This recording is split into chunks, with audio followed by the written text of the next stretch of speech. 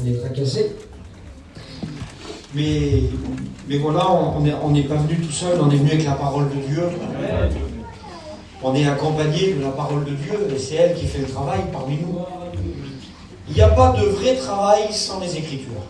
Vous savez, il y a des religions dans le monde, et par exemple, il y a une religion en Amérique qu'on appelle ça les méthodistes. On prend les gens, on les assit sur une chaise, et puis on leur explique comment bien vivre. Alors pardonnez-moi, je vais employer des mots, mais par exemple, si le personnage il est porté sur la bouteille, on se met en face de lui, on le convainc de ne plus boire. Et on lui explique qu'il ne faut plus boire. Mais c'est de la méthode. C'est rien d'autre que de la méthode. Il n'y a pas d'action de Dieu dans cette religion-là. Tandis que nous, le grand Dieu du ciel, il dit qu'il délivre de tous les liens, de toutes les chaînes. Il n'y a pas grand-chose à faire, il suffit de croire. On va le voir par la parole de Dieu. On est venu accompagner de la parole de Dieu. Et j'aimerais vous lire un verset qui se trouve dans l'épître à Timothée. Écoutez ce que la parole de Dieu déclare. Voyez la Bible, pour vous expliquer ce soir, les frères, ils m'ont dit, Gershom, tu prends ton temps. Je suis vraiment content d'être venu ici, c'est une église que je n'avais jamais visitée. Écoutez bien, la parole de Dieu que je tiens ici, c'est un livre, elle s'appelle la Bible. Il y a ici 66 livres différents. C'est une bibliothèque de livres. Il y a 40 hommes différents qui ont écrit la parole de Dieu. Mais ces 40 hommes, ils l'ont écrit sur une période de 1600 ans. Certains ne se sont jamais connus, jamais croisés. Si vous prenez par exemple celui qui a écrit le livre de la Genèse, il s'appelle Moïse. Et il l'a écrit par révélation. Vous prenez le dernier qui a écrit le livre de l'Apocalypse, c'est l'apôtre Jean. Et lui aussi va écrire par révélation. Il y a les prophètes, il y a les grands prophètes, il y a les petits prophètes, il y a les 4 évangiles. Il y a des hommes qui ne se sont jamais croisés. Mais ils sont toujours tombés d'accord sur ce qu'ils écrivaient. Savez-vous pourquoi? C'est l'épître à Timothée qui nous l'explique. La Bible dit que toute écriture est inspirée de Dieu. Ça veut dire que les hommes qui ont écrit la parole de Dieu ont écrit sous la dictée de Dieu. Alors on est des gens du voyage, vous êtes comme moi ce soir. On n'a pas été dans les grands niveaux de l'école, que Dieu soit béni. Mais je sais qu'il y avait un jour dans la semaine qu'on détestait. C'était le jour de la dictée. Le jour de la dictée, pour nous, c'était une catastrophe. Parce que dans les autres jours de l'école, on pouvait un petit peu... On pouvait faire un peu ce qu'on voulait, il faut dire la vérité. On était très fort en dessin, tous les gens du voyage. Mais quand c'était le jour de la dictée, on avait une feuille blanche en face de nous. On avait notre stylo, et ce qui nous tracassait le plus, c'est qu'on ne pouvait plus faire ce qu'on voulait. On devait écrire ce que le maître nous dictait. Le mot à mot du maître. Je ne sais pas si vous vous souvenez, il marchait dans la classe avec un livre et il répétait les mots pour pas qu'on se trompe. C'est identiquement ce que Dieu a fait avec ces 40 hommes qui ont écrit la parole de Dieu. Il leur a donné la dictée. Et ces jours-là, ils n'écrivaient pas ce qu'ils avaient envie d'écrire. Ils étaient inspirés par le Saint-Esprit. Et ils écrivaient la parole de Dieu. Et l'apôtre Paul, il dit que toute écriture est inspirée de Dieu, mais il dit elle est utile. Est-ce que vous croyez que la parole de Dieu est utile? J'aimerais vous dire que le message de ce soir, comme tous mes frères prédicateurs qui prêchent dans cette église, c'est pas un message pour les oreilles, l'évangile. C'est un message pour l'âme et pour le cœur. C'est un message qui est utile pour changer les vies et les cœurs. Si on lirait la parole de Dieu et qu'il n'y aurait aucune efficacité, il y aurait longtemps qu'on aurait fermé le livre, personne n'aurait changé, mais on s'est rendu compte que c'est bien le livre du miracle. Ceux qui l'écoutent changent de vie. Ils changent de cœur. Ils passent par la nouvelle naissance. Il y a 3 jours de ça, avec mon étudiant qui est là, écoutez, j'expliquais ça au frère Barclay tout à l'heure. Vous savez, un pasteur, il prêche partout. Et puis il y a quelques jours de ça, on a trouvé des campings au bord d'une route. Pas beaucoup de campings, 3 campings. Comprenez bien qu'un serviteur de Dieu, il s'intéresse à tout le monde. On s'arrête, on discute avec eux, et puis on se rend compte qu'il y a un grand besoin. On propose une réunion. Pas de problème, vous allez nous faire une réunion. On ne les connaît pas, les gens. Et puis alors, il n'y a pas de chapiteau, il n'y a pas d'église, il n'y a pas tout ça, il n'y a pas de sono, il n'y a rien du tout. qu'est-ce qu'on fait? On décide d'une heure où c'est qu'il ne fait pas trop froid. Eh bien, on viendra lundi à 5 heures de l'après-midi. D'accord, pas de problème. On arrive avec mon étudiant qui est là, et puis quand on arrive, le monde, il met juste quelques chaises comme ça. On se retrouve à 7-8. Il n'y a pas de musicien. Il n'y a pas d'ambiance. Mais il y a l'essentiel. Il y a la parole de Dieu. Et puis alors le message est porté. On fait une appel, il y a quelqu'un qui se donne à Dieu. On est déjà content du résultat là, nous. On fait l'imposition des mains. Plusieurs personnes viennent à l'imposition des mains. Et puis hier, on était dans la grande église de Gien, l'église des études. Et qui c'est qu'on voit arriver? Tous les gens qu'on a prêché la parole de Dieu sous le petit store. Et quand ils arrivent, il y a des garçons qui arrivent, ils vont vers mon étudiant là, et puis ils disent, c'est toi qui as apporté le message en dessous le petit store il y a 2 jours. Oui. Alors il dit, je vais t'expliquer, j'étais rétrograde. Pardonnez-moi, il faisait du trafic, le garçon. Du trafic avec l'électricité. Écoutez bien une seconde. Il dit, j'ai écouté le message, j'ai décidé de me remettre en chemin avec le Seigneur, j'ai remis mes affaires en ordre, et dimanche, je reprends ma Sainte Seine. Tout ça parce que c'est une parole utile. Elle trouve son utilité dans les cœurs. C'est une parole qui est vivante. L'apôtre Pierre, il dit, elle est permanente. Elle est vivante et elle est permanente. Et c'est quoi la permanence de la parole? Eh bien, j'aimerais vous dire que votre église, à vous là, comme toutes les églises de France, ils sont ouverts 3 jours par semaine. Mais dans 1h30, quand vous viendrez dans l'église, elle sera fermée, il n'y aura plus personne ici. Tandis que la parole, elle a une permanence. Vous pouvez la lire partout. Elle a la même efficacité. Elle est vivante et permanente. Et elle est efficace pour vos vies ce soir. Que Dieu soit béni. Alors on va parler de la parole de Dieu. Les frères m'ont demandé de citer quelques expériences. On va prendre le temps. Ils m'ont dit, on sait que tu fais des expériences. Pas plus que vous. Mais j'ai fait des expériences avec Dieu. Des expériences concernant la parole. Je vais vous expliquer une expérience concernant la parole de Dieu. En 2009, je prêchais en Hongrie. Et dans la maison où je prêchais, il y avait juste un foyer. Il y avait l'homme, la femme et l'enfant. Un garçon de 13-14 ans. Je faisais la réunion, je prêchais en français, c'était interprété en mandouche, et dans la langue du pays, c'était interprété 3 fois. Donc quand on prêchait 5 minutes, le message durait 15 minutes. Il fallait bien choisir les textes. Mais j'étais en face de ces gens-là, ils étaient assis tous les 3 comme ça, et ils avaient soif d'écouter la parole de Dieu. C'était un petit village qui n'était jamais visité par les missionnaires. C'est un village qui s'appelle Julait en Hongrie. Et on était là dans ce petit foyer-là. Et puis à un moment donné, je dis, qu'est-ce que je vais dire à ce moment-là? Et je prends le passage de la Bible, par clé, où Jésus arrive sur Jérusalem, et je fais la lecture. Et quand je fais la lecture, je lis écouter le message que j'ai prêché dans cette petite maison-là. J'ai dit, voilà, Jésus, il est arrivé sur Jérusalem, et il a dit, Jérusalem, Jérusalem, combien de fois j'ai voulu te rassembler comme une poule rassemble ses poussins. Mais tu n'as pas connu le temps où tu as été visité. Je finis de lire le verset, et je dis juste ça. Il faut connaître le temps où Dieu nous visite. Et pendant que c'est interprété, d'un seul coup, la femme, elle interrompt la prédication. Je comprends qu'elle parle avec l'interprète, et lui, il me dit, elle veut te poser une question, pasteur. Alors, je lui dis qu'elle pose sa question. Et vous savez quelle était la question? La question, c'était, elle te demande à quelle heure précise Jésus va visiter sa maison. Et puis moi, je comprends tout de suite ce qui va se passer. Je dis, écoute, il y a la parole de Dieu qui est ouverte. La Bible, elle dit que quand 2 ou 3 sont assemblés en son nom, il est au milieu d'eux.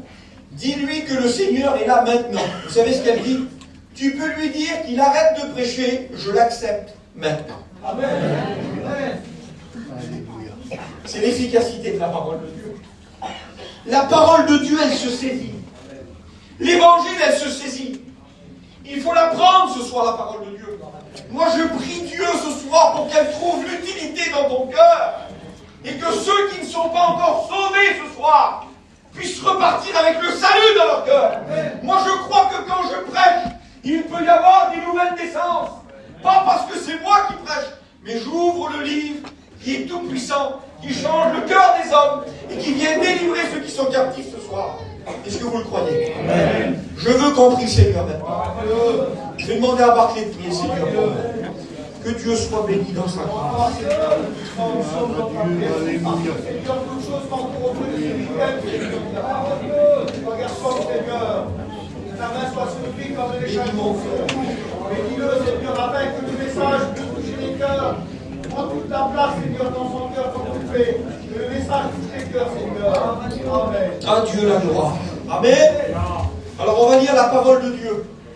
On va rentrer dans le message. Et ce que je vais vous citer ce soir, c'est des hommes qui se sont réunis pour poser une question à Jésus. C'est-à-dire que la question qui va être posée à Jésus en direct dans l'évangile de Jean, au chapitre 6, c'est pas un homme tout seul qui vient trouver Jésus, mais c'est une masse de personnes. C'est certainement moins gênant pour eux de venir à plusieurs et venir le questionner sur quelque chose de très important. Et ceux qui arrivent pour le questionner, ce sont des juifs. Ils connaissent la parole de Dieu, c'est des religieux de l'époque. Moïse, ils connaissent sur le bout des doigts, ils connaissent la Torah. Mais là, ils viennent vers Jésus pour lui poser une question. Et quelle bonne question! Écoutez bien la question qu'ils vont poser à Jésus. Évangile de Jean au chapitre 6 et au verset 28. Ils lui dirent: que devons-nous faire pour accomplir les œuvres de Dieu? Parce que c'est inculqué dans l'homme. L'homme y croit que pour acquérir les faveurs de Dieu, il faut faire. Tout le monde croit qu'il faut faire. La religion, elle vous dit qu'il faut faire. Par contre, Jésus va vous répondre ce soir. Qu'est-ce qu'il faut faire pour que l'œuvre arrive dans mon foyer? C'est peut-être la question que tu te poses. Qu'est-ce qu'il faut que je fasse pour être un chrétien comme ceux qui sont assis ce soir dans l'église? Qu'est-ce qu'il faut que je fasse pour que Dieu fasse son œuvre chez moi dans ma maison? Écoute Jésus te répondre ce soir. C'est pas moi qui te réponds. Jésus leur répondit: l'œuvre de Dieu, c'est que vous croyez en celui qui l'a envoyé. C'est pas possible. Il n'y a rien à faire. Non, il n'y a rien à faire. Il faut croire ce soir. Il faut que le message de Dieu crée la foi dans ton cœur. Et quand tu auras la foi, tu vas passer par la repentance. Et quand tu auras passé par la repentance, tu auras la conversion. C'est la parole de Dieu qui est capable de faire ce changement-là. Alors ils disent ça, eux. Comment? Il faut juste croire. Mais nous, on a été habitués à faire plein de choses dans la religion. On a appris les sabbats, on a appris la Pâque, on a appris qu'il y avait plein de choses à faire. Jésus dit non, non, non, non, non. Plus la peine de faire des choses. On ne s'achète pas les faveurs de Dieu. Les faveurs de Dieu s'obtiennent lorsqu'on croit en son Fils Jésus, qui a été envoyé, qui a été crucifié pour chacun d'entre nous, et qui est ressuscité le 3e jour. C'est par la foi qu'on obtient les choses de Dieu. Alors écoutez, ça ne leur convient pas. Et ils veulent aller plus. Écoutez bien ce qu'ils disent. Mais quel miracle fais-tu? Parce que l'homme veut des miracles. Quel miracle fais-tu donc, lui dirent-ils, afin que nous voyions et que nous croyions en toi? Que fais-tu? Ils disent au Jésus. Ils disent: que fais-tu? Où sont les miracles? Vous savez qu'il y a des gens qui demandent des miracles. Et moi je vous le dis officiellement, il y a des gens qui ont vu des miracles et qui n'ont jamais bougé. J'ai dans mon téléphone là des photos que je peux vous montrer après la réunion. Ça ne me dérange pas du tout. Je ne sais pas si on peut les voir maintenant, mais regardez bien. Je vais vous expliquer ce qui s'est passé l'année dernière chez nous. Certains l'ont déjà vu. Mais je vais vous expliquer ce qui s'est passé chez nous l'année dernière. J'ai une nièce qui a 20 ans. Et ma nièce, elle a commencé à avoir mal au dos. Ils ont dit c'est rien, ça doit être une hernie discale, des choses comme on a l'habitude d'écouter. Et puis la petite, ils l'ont emmenée à Paris dans un grand professeur et ils se sont rendus compte qu'elle avait une maladie dans les os. Cette maladie dans les os, ça veut dire que ses os, ils poussaient, mais tout déformé. Et ça lui pressait sur les organes vitaux. C'est-à-dire que ma petite nièce, là, la cage thoracique, elle se resserrait sur ses organes, jusqu'à un moment où les os, d'ici là, ils ont pressé l'estomac et elle ne pouvait plus se nourrir. Elle a 20 ans. Et ma nièce, c'est une rétrograde. Et puis voyant ma petite nièce un peu dépérir, en plein de cachet pour la douleur, on l'a emmenée dans tous les grands spécialistes. Ils ont dit, écoutez, il y a des opérations, mais ça va durer 3 ans. C'est-à-dire, on va l'ouvrir, écoutez-moi, on va l'ouvrir, on va poser en elle des appareils qui vont gérer toute la croissance. Et puis dans 1 an, il faudra rouvrir pour enlever ces appareils-là, en mettre des plus grands pour ouvrir la cage thoracique, seulement pour la soulager, pas pour la guérir. Elle était partie pour 3 ans. Et puis ma petite nièce, elle était vers nous, puis d'un seul coup, je lui ai parlé. J'ai dit, ma nièce, t'es rétrograde, je voudrais que tu fasses quelque chose. Tu vas te préparer pendant 4 jours, tu vas demander à Dieu qu'il te fasse grâce, et ensuite, on va t'imposer les mains. Alors écoutez bien. Regardez, je ne sais pas si vous la voyez, la photo. Ça, c'est un corps qui est atrophié. Elle était tordue dans tous les sens, elle ne pouvait plus se nourrir. Et puis ce qui s'est passé, on a monté dans le camping 4 jours après, et on lui a imposé les mains. Et sous nos mains, c'est moi qui l'ai vu ça. C'est pas quelqu'un qui me l'a raconté. Quand je lui ai imposé les mains, à un moment donné, j'ai entendu que dans son corps, ça craquait. Dieu remettait en place tous ses os. Et puis le lendemain, donc elle s'est relevée, redressée tout de suite.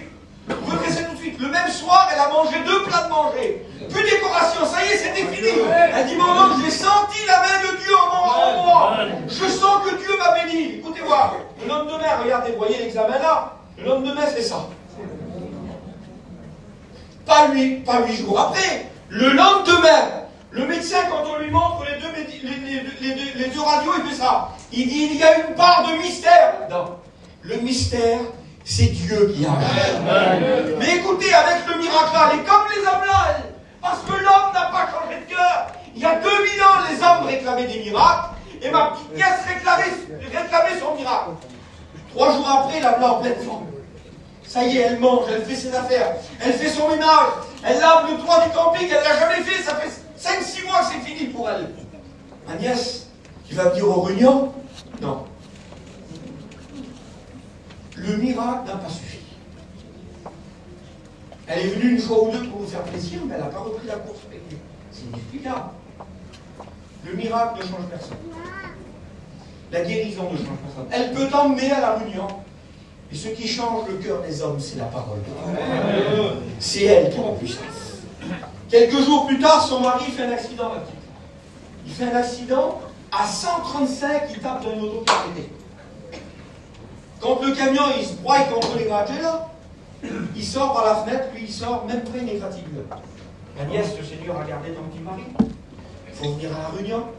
Toujours pas. Ça n'a pas changé. Et puis cet hiver, on a fait un séminaire et j'ai vu ma petite nièce arriver à la réunion. Il n'y avait pas de miracle, il n'y avait pas de protection divine particulière. Elle est venue et elle a écouté le message de Dieu. Et quand elle a écouté le message de Dieu, elle a été brisée dans son cœur et elle a repris sa course avec le Seigneur Jésus. Les hommes demandent des miracles. Alors eux demandent un miracle. Il dit, si tu fais un miracle, nous le verrons et nous croirons en toi. Et vous savez ce que Jésus dit? Jésus leur dit, en vérité, je vous le dis, Moïse ne vous a pas donné le pain du ciel, mais mon Père vous donne le vrai pain du ciel. Le pain de Dieu, c'est celui qui descend du ciel et qui donne la vie au monde. Alors ils disent, donne-nous toujours de ce pain. Et Jésus leur dit, je suis le pain de vie. Celui qui vient à moi n'aura jamais faim, et celui qui croit en moi n'aura jamais soif. Jésus se présente. C'est la présentation de Jésus. Et là, il est en train de se présenter au monde entier. Il dit, écoutez, vous avez mangé du pain. Vous avez essayé de vous rassasier par les choses du monde. Vous en avez mangé, vous en avez gagné du pain. Mais vous n'avez jamais été rassasié. Et il vient se proposer comme le véritable pain qui vient du ciel. Et ce pain-là, si tu en manges ce soir, tu n'auras plus jamais faim. Tu seras rassasié dans ton cœur. Tu seras contenté dans ton cœur. J'ai 40 ans dans 4 jours. Dans 4 jours, j'ai 40 ans. Ça fait 27 ans que je mange le même pain. Et vous voulez que je vous dise, il me va parfaitement.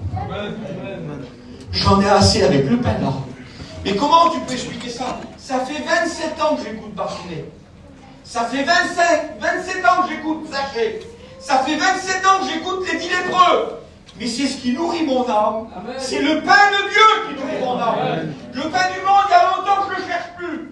Je me nourris à la table du Seigneur. Il est le pain de vie qui est descendu du ciel. Est-ce que vous le croyez? Alors écoutez, le pain, là il s'est proposé au monde. J'aimerais vous dire qu'avant qu'il vienne, il n'y avait pas le pain. Barclay, il n'y avait pas le pain. Le monde entier vivait dans une famine spirituelle. Alors bien sûr qu'il y avait la loi avec Moïse. On essayait de se contenter. Quand l'homme avait péché et que la culpabilité était sur lui, il sacrifiait un agneau, il sacrifiait un petit bélier, il faisait partir une bête dans le désert. Mais c'était simplement pour couvrir, mais pas pour ôter. C'était pas du 100%. C'était du temporaire, ça. Tout le monde avait faim de délivrance. Les gens avaient faim de la joie, de la paix, de l'espérance. Il n'y en avait pas sur terre avant qu'il vienne. Mais la Bible dit qu'il est venu ce pain-là. Et il est venu il y a plus de 2000 ans. Et j'aimerais vous dire que tous ceux qui mangent de ce pain qui s'appelle Jésus, ils sont rassasiés de salut, de paix, d'espérance et de joie. C'est ce que Dieu donne encore ce soir. Mais ce pain-là, il y a eu une préparation. Imaginez-vous un petit peu. Il n'est pas descendu comme ça. Il y a un plan dans le ciel. La Bible dit qu'on appelle Dieu l'architecte et le constructeur. Et un jour, le plan a été donné. Et la question a été posée dans le livre du prophète Ésaïe, au chapitre 6 et au verset 8. Je vais vous expliquer ce verset-là. Il est merveilleux, ce verset-là. La Bible dit qu'il y a une conversation dans le ciel. Et une question va se poser. Et c'est Dieu le Père qui va poser la question. Il voit que tout le monde est en train de mourir de faim. Personne n'est rassasié. Ils cherchent par la religion. Ils cherchent à soulager leur conscience. Mais il n'y a pas de véritable miracle de l'intérieur. Il n'y a pas de nouvelle naissance. Et Dieu pose la question et il dit, qui enverrai-je? Qui marchera pour nous? Et il parle de la divinité. Vous vous rendez compte? Qui marchera pour nous? Alors il y en a qui disent qu'ils ne reconnaissent pas comme ça le texte là. Il y en a qui disent que c'est l'appel au ministère du prophète Ésaïe. Mais pas du tout, pas du tout. Quand vous le lisez dans l'hébreu, écoutez. Quand Dieu dit qui marchera pour nous, Barclay, le mot marcher en hébreu veut dire trois choses. Et vous savez ce qu'il veut dire? Il veut dire qui descendra, qui portera et qui mourir. Voilà ce que Dieu a proposé au Fils. Tu vas descendre, tu vas porter, tu vas mourir. Et vous savez ce qu'il répond, lui? Avec une force dans son cœur. Le vrai texte littéral, il dit, Père, ne cherche plus, ce sera moi. Et le pain qui était en préparation dans le ciel va arriver sur la terre des hommes. Le plan est déroulé. T'acceptes, mon fils? Oui. Il va falloir que tu viennes au monde. Pardonne-moi des mots. Je vais te déplacer, mais on parle de la parole de Dieu ce soir. Il va falloir que tu viennes au monde dans le corps d'un petit enfant. Le roi des rois. Écoutez une seconde. Et à un moment donné, j'aimerais vous dire que le trône de Dieu était là. La place de son fils était à droite. Mais pendant 33 ans et demi, la place à côté était vide. Parce que le Fils avait quitté le ciel pour marcher sur la terre des hommes, pour faire le travail qui continue encore en 2023. Sauver, guérir, délivrer, donner de l'espérance, de la joie, donner des choses, réparer les foyers. Il marche encore parmi nous. Il est descendu du ciel et il est venu marcher parmi nous. Et j'aimerais vous dire que l'évangile n'est pas en train de s'éteindre, mais non, ça marche encore. Quand tu prêches la parole de Dieu, les cœurs sont encore touchés. Les gens passent par la nouvelle naissance. Il y a encore des délivrances parce que c'est un pain qui ne rassit pas. C'est un pain frais qui se renouvelle tous les jours. C'est le pain de Dieu. Jésus a accepté le plan. Et à un moment donné, il faut que le plan rentre à exécution. Alors le Père, qui est l'architecte et le constructeur, il va dérouler le plan. Voyez-le comme ça ce soir. On simplifie la parole de Dieu. Et puis pendant qu'il simplifie le plan, à un moment donné, il est en train de regarder sur la carte du monde, et puis il voit un pays qui s'appelle Israël. Et puis alors c'est comme si qu'il zoomait le Seigneur. Il fait un zoom sur Israël, et puis il arrive sur Bethléem. Et il anime un prophète qui s'appelle Michée. C'est un petit prophète, mais il va prophétiser quelque chose de grand. Et vous savez ce qu'il va prophétiser? Écoutez, on va le lire, c'est dans Michée 5, 1. Dieu va décider d'une ville pour que le pain arrive. Le pain n'est pas arrivé à Marseille. Le pain n'est pas arrivé en Europe. Il est arrivé à l'endroit précis où Dieu voulait qu'il arrive. Et il va prophétiser. Et la prophétie, c'est pas pour un homme, c'est pas pour une femme. Il prophétise sur une ville. Et la prophétie, c'est celle-ci. Et toi, Bethléem Ephrata, petite entre les milliers de Juda, de toi sortira pour moi celui qui dominera sur Israël. Et dans les activités remontent aux temps anciens, au jour de l'éternité. Il dit voilà, Bethléem, Ephrata.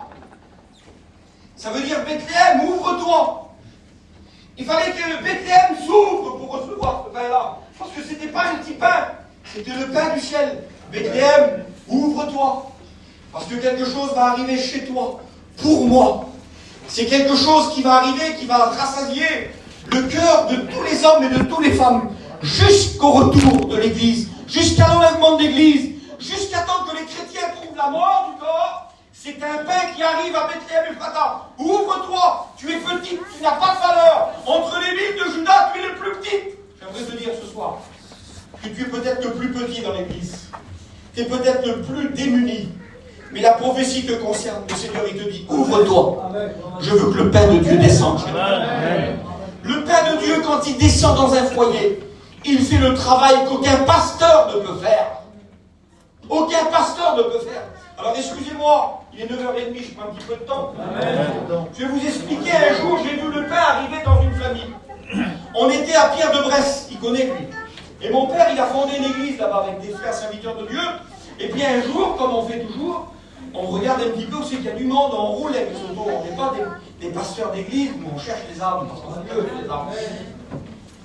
Et puis un jour, on se rend compte qu'il y a une maison. Et la maison, là à côté, il y a un camping. C'est du monde, ils habitent à peu près à 10 km de l'église. Alors on va les voir, on est 4 serviteurs de Dieu. Et puis on arrive. Et quand on arrive vers le monde, là on frappe, on voit bien que c'est les manches. On frappe et l'homme il ouvre la porte. Bonjour, bonjour. Ben voilà, on dit bonjour, mon père il parle bonjour. Quand on mouche avec l'homme il s'appelle Barlow, c'est un Alsacien. Bonjour, voilà, ben voilà, il dit on vient vous voir, on est du monde, quoi. On parle pas du Seigneur tout de suite. Ah ben voilà, oui, c'est bien tout ça, puis d'un seul coup, on parle de ce qui est intéressant pour nous, de l'évangile. Voilà, on est des pasteurs, on est des serviteurs de Dieu, on a une petite église à quelques kilomètres là. Et puis voilà, si ça vous intéresse, et là, l'homme il ferme la porte, mais pas contre le foyer. Il dit écoutez, partez tout de suite, je vais vous faire du mal. Allez-vous-en, on vient d'entendre de ça. On n'est pas chrétien, et puis tout ce que vous voulez, et puis on s'en va. On reprend notre marche, en direction de l'auto, mais on est 4 prédicateurs. Et pendant qu'on arrive dans l'auto, comme ça, on ouvre la porte pour rentrer, le Saint-Esprit dit la même chose aux 4 prédicateurs. Il dit retournez. Il faut retourner vers quelqu'un qui vient de nous insulter. Hein, c'est compliqué. Mais le Saint-Esprit a toujours le dessus. Le Saint-Esprit a toujours le dessus. Et puis on retourne. Et l'homme, il vient de nous faire partir. On refrappe à la porte. Et puis on recommence à dire que l'évangile c'est puissant. On est des serviteurs de Dieu, que Dieu change les temps, les circonstances. Et puis là, l'homme, il nous écoute quelques minutes comme ça. Et d'un seul coup, il dit, écoute, il dit, vous avez un Dieu qui change tout, vous? Oui, on a un Dieu qui change tout. Alors il dit, maintenant, entrez. Et on rentre dans la maison. Les gens les plus démunis du monde. Pas de chaise, pas de table, une gazinière à bois là-bas. Rien dans la maison. On voit plein de jeunes, personne n'avait le permis. Ils faisaient tout à vélo le jour. Et l'homme il dit voilà, vous avez dit que vous avez un Dieu, mais vous prenez à l'estomac, comme ça. Vous avez un Dieu qui change les circonstances, alors venez, j'en ai un problème, moi, venez, approchez. Il s'approche, et il ouvre une porte.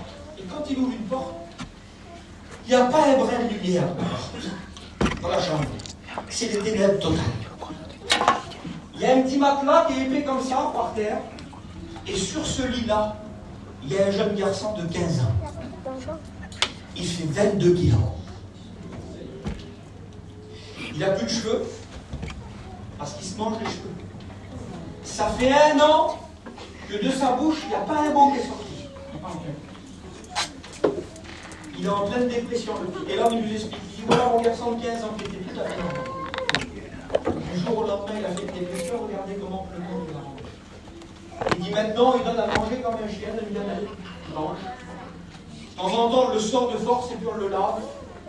Et voilà mon fils. Mais vous avez dit que vous avez un Dieu qui peut changer les circonstances. Et nous, pleine foi, pleine force. Oui, on a un Dieu qui change les temps, les circonstances. On prend le petit, là, on l'emmène dans une pièce où il fait jour, on le porte, on a peur de le casser quand on le porte. On le met assis, et on lui parle parce qu'il a 15 ans. On est des serviteurs de Dieu, on prêche l'évangile. On ne peut pas prier pour toi si tu ne nous donnes pas l'autorisation. Si tu veux qu'on prie pour toi, on sait que tu ne parles pas, fais-nous un signe. Et avec sa tête, toute ma vie, je m'en rappellerai. Il fait comme ça. On se met autour de lui et on prie Dieu.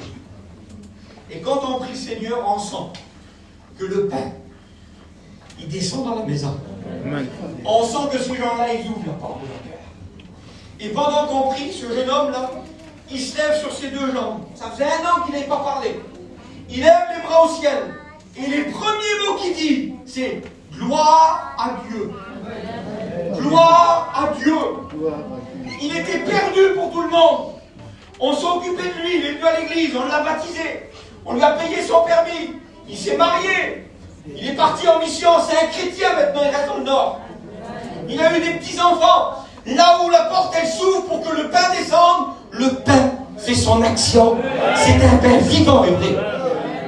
Est-ce que vous le comprenez, ça? Il faut qu'il vienne, le pain. Mais il faut ouvrir vos cœurs pour recevoir le pain. Il y a des gens qui sont dans la drogue. Ils n'arrivent pas à s'en sortir. Ils sont pris par la drogue. Ils sont pères de famille. Ils sont mères de famille. C'est pas des biens. Ne les jugez pas. C'est des gens qui se font rouler par l'ennemi. C'est des gens qui sont plus maîtres de leur destinée. Ils sont liés. Je te le dis officiellement devant la parole de Dieu. Que si ce soir t'ouvres ton cœur, le pain descend, t'es délivré instantanément. T'es changé complètement. Vous pensez qu'ils ne pleurent pas, les drogués? Vous pensez qu'ils aiment leur vie? Ils n'aiment pas leur vie, les drogués. C'est l'ennemi qui les tient liés. Mais le pain de Dieu, il brise. Amen. Il ouvre les portes. On est à l'école biblique, là. Ça fait 10 jours que je suis à l'école biblique. Voilà. J'écoute des témoignages. Seigneur, j'écoute des témoignages. C'est des étudiants. Dans 10 jours, ils vont sortir de l'école biblique et ils vont prêcher la parole de Dieu. Il y en a qui disent, j'étais pris par la drogue. Je vendais de la drogue sur la convention. C'est pas possible. Mais tu n'as pas ta place à l'école biblique. Dieu fait grâce. Amen. Et la grâce, on ne la discute pas. Amen. Ne discutez pas de la grâce de Dieu.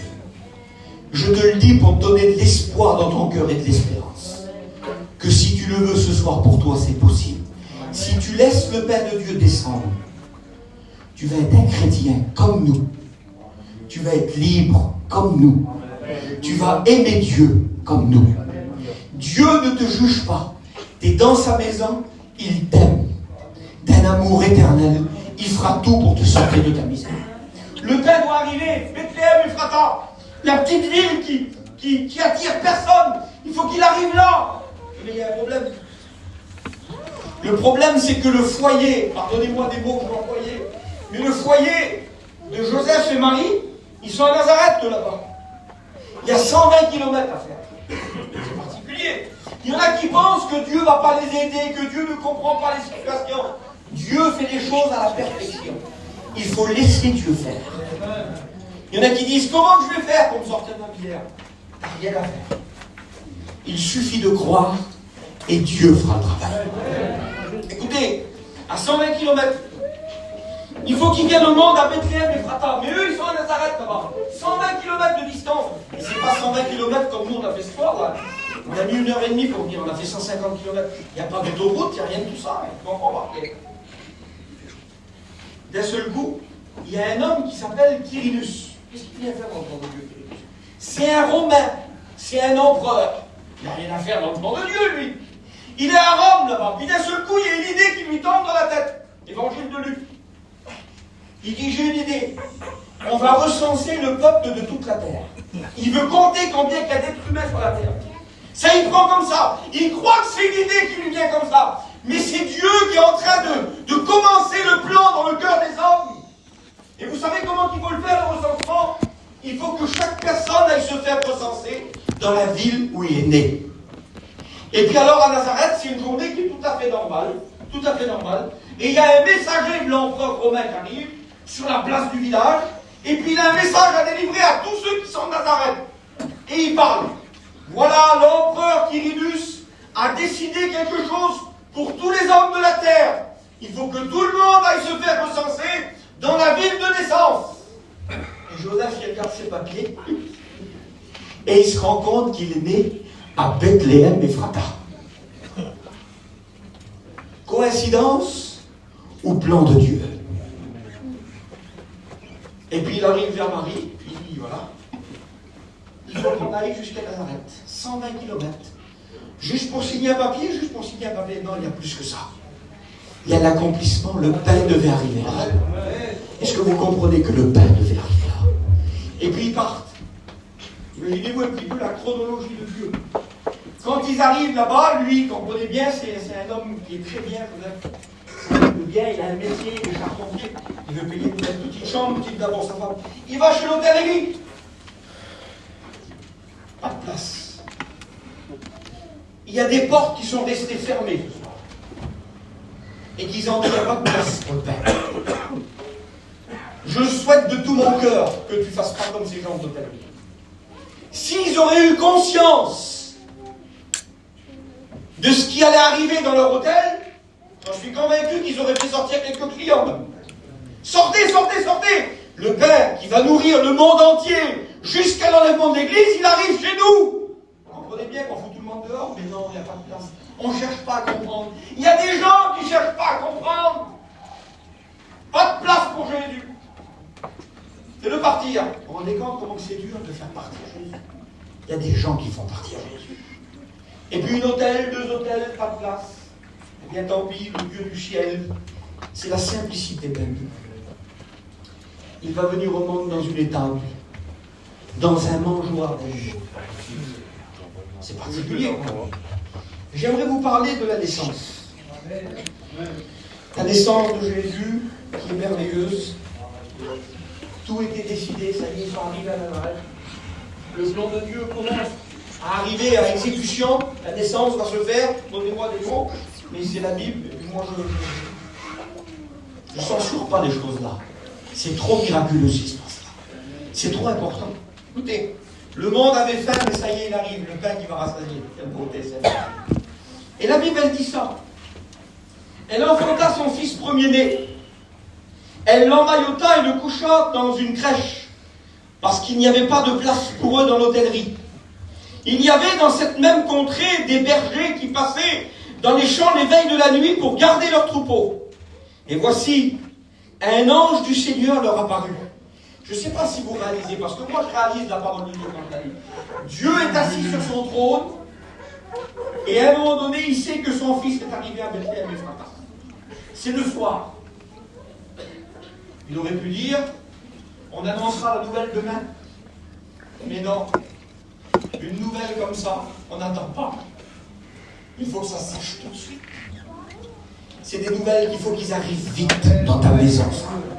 C'est des nouvelles trop importantes. Il faut le dire à toute heure du jour et de la nuit. On a trouvé le pain du ciel qui nourrit nos âmes et qui rassasie nos cœurs. Écoutez bien. Alors écoutez bien ce qui est écrit. Il y avait dans cette même contrée des bergers qui passaient les veilles de la nuit dans les champs pour garder leurs troupeaux. Et l'ange du Seigneur leur apparut. Et la gloire du Seigneur resplendit autour d'eux. Ils furent saisis d'une grande frayeur. Ils sont là, c'est des copains, ils gardent le troupeau. Ils sont certainement assis autour d'un petit feu. Et là, un ange arrive. Et la gloire du Seigneur est tout autour d'eux. Quelle peur. Mais l'ange a un message. L'ange leur dit, ne craignez point. Quelle beauté, Seigneur. Ne craignez point, car je vous annonce une bonne nouvelle, qui sera pour tout le peuple le sujet d'une grande joie. C'est qu'aujourd'hui, dans la ville de David, il vous est né un sauveur, qui est le Christ, le Seigneur. Et voici à quel signe vous le reconnaîtrez. Vous trouverez un enfant mailloté et couché dans une crèche. Et soudain, se joignit à l'ange une multitude de l'armée céleste, louant Dieu et disant, gloire à Dieu dans les lieux très hauts, et paix sur la terre parmi les hommes qui l'agréent. Quelle scène, Seigneur. Quelle beauté, Seigneur. L'ange, il arrive, il dit, il ne faut pas avoir peur. Hein. J'aimerais vous dire qu'il ne faut pas avoir peur de l'évangile. Il y a des gens qui ont peur de l'évangile. Il ne faut pas que tu aies peur. Aujourd'hui, dans l'église de Troyes, j'ai une bonne nouvelle pour toi. Tu peux rencontrer ton Sauveur, qui est le Christ, le Seigneur. L'ange explique déjà tout le plan pour lui. Pardonnez-moi, mais c'est un enfant qui est conçu tout à fait normalement. Il doit faire comme un enfant normal, un nouveau-né. Il a quelques heures, mais l'ange explique déjà tout ce qu'il va y avoir avec lui. Il dit attention, c'est pas un enfant comme les autres. C'est un sauveur. C'est le Christ. C'est le Seigneur. Et c'est ce qu'il voudrait être pour toi ce soir. Il voudrait être ton sauveur. Il voudrait être ton chef, parce que le mot Seigneur veut dire chef. Il est le chef suprême de l'Église. Il est le patron, le dirigeant de nos vies. Il est le Dieu vivant et vrai qui vit dans nos cœurs. Et il est parmi nous ce soir. Le pain venait d'arriver. À Bethléem, il y avait 3 sortes de pain. Il y avait le pain pour les riches. C'était du pain qui était fabriqué avec du blé. Il y avait du pain au froment, pour ceux qui n'avaient pas trop de sous. Et le pain le moins cher, c'était le pain d'orge. Il devait être immangeable. Mais ils n'avaient pas de sous, ils se payaient celui-là. Mais les 3 pains, qu'ils soient riches ou pauvres, il fallait les payer. Tandis que le pain qui est venu du ciel, ce soir pour nous, il est gratuit. Et c'est le pain essentiel pour l'âme. J'aimerais faire lever la main à tous ceux qui vivent en communion avec ce pain-là. Ceux qui ont accepté un jour d'ouvrir leur cœur. Ceux pour qui il est né dans leur cœur. Il est né le Seigneur. Dites la vérité, vous êtes déçus de ce pain-là? C'est le meilleur pain du monde. C'est pas le pain qu'on trouve dans la boulangerie, on se tue pour trouver du bon pain. Vous avez remarqué que le pain, il s'est typifié au pain, le Seigneur, parce que c'est la chose qui est le plus présente sur nos tables. Dans toute la journée, le pain apparaît 3 fois par jour. Le pain le matin, le pain à midi, le pain le soir. Ça veut dire que Jésus veut prendre la place dans les 3 parties de la journée. Il veut être là dès le matin, il veut être là à midi, il veut être là le soir. C'est le pain quotidien. Il est notre pain quotidien. Vous allez manger n'importe quel manger. Et c'est Noël. Allez, c'est Noël. On va acheter du bon manger. Il y en a qui mangent des homards. Seigneur, vers nous, on n'a jamais mangé. On n'en a pas mangé, je l'ai dit. Mais on achète du bon petit manger. On fait des gambas. On fait le même manger que d'autres. Il y a le plus beau manger de l'année sur votre table. La vérité, il y a des huîtres, il y a tout, il y a du foie gras. À un moment donné, il y en a toujours un qui dit qui c'est qui a pensé au pain? Parce que le meilleur des mangers, s'il n'y a pas le pain, on n'en veut pas, nous. Comme tout le monde. Il est l'essentiel de la nourriture de l'âme.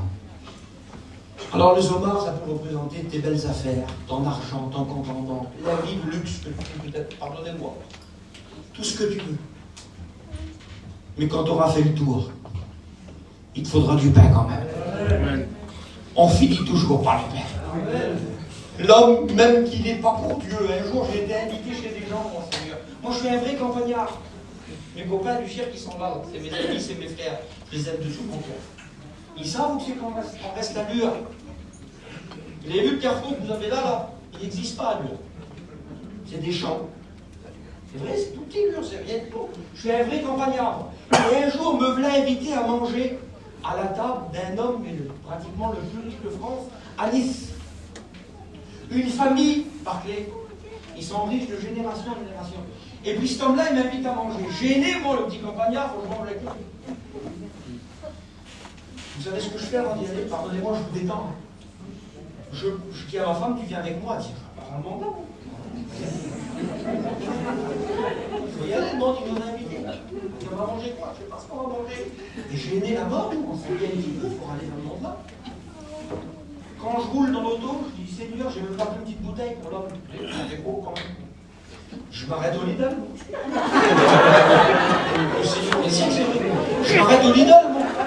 Et j'achète un compte plus rond, toute ma vie, je me rappellerai 1,70 € la bouteille. Et quand j'arrive vers cet homme-là, l'homme-là, c'est un homme qui fait des expositions de tapis. C'est un homme exceptionnel. Vous savez d'où c'est qu'il vient, lui, de faire l'exposition de Bordeaux. Donc, il a ramené des verres. Et me voilà à part avec ça, non. Gêné dans mon cœur. Les bouteilles de vin, lui, ils étaient dans des boîtes en bois avec de la paille. Ils sortaient le vin, et moi mon petit vin. Il ne faut pas être orgueilleux. Un chrétien, il est simple. L'homme, il goûte mon vin, il dit, il est bon mon fils, tu l'as acheté où? Si je l'ai acheté au Lidl. 1,70 €, ça me dérange pas. J'ai ce que j'ai, je suis ce que je suis. La plus belle des richesses qu'un chrétien peut avoir, c'est le contentement. Le Seigneur nous contente. Et puis l'homme, il est là, et je vois toute sa gloire, toute sa richesse, les maisons, les piscines, les autos. Il y a des tonnes d'affaires. Et j'y parle de Jésus. Et quand je lui parle de Jésus, Barclay, je le vois devant moi, il prend sa coupe de champagne, il met du champagne et il me méprise. Il dit, mon grand fils, en me faisant voir cette affaire, il dit, c'est pas pour nous ça. En voulant dire, regarde tout ce que j'ai, regarde la vie que j'ai, le standing, regarde ce qui se passe chez moi. Tu me proposes Jésus, de me mettre assis dans une église sur la porte de la vie. C'est pas pour moi. Il me rabaisse. Et puis je lui réponds. Je lui dis, peut-être que tu n'en as pas besoin aujourd'hui. Mais pour aller là-bas, un jour tu en auras besoin. Et puis 5 ans après, cet homme-là, en pleine gloire, il a été arrêté de la maladie. Sur son lit d'hôpital, il n'a pas demandé après son auto. Il n'a pas demandé après sa piscine. Il a demandé après Jésus. Parce qu'on finit toujours par le pain. On prie le Seigneur maintenant. Je vais faire une appel, mes frères. Je vais faire une appel. C'est du pain de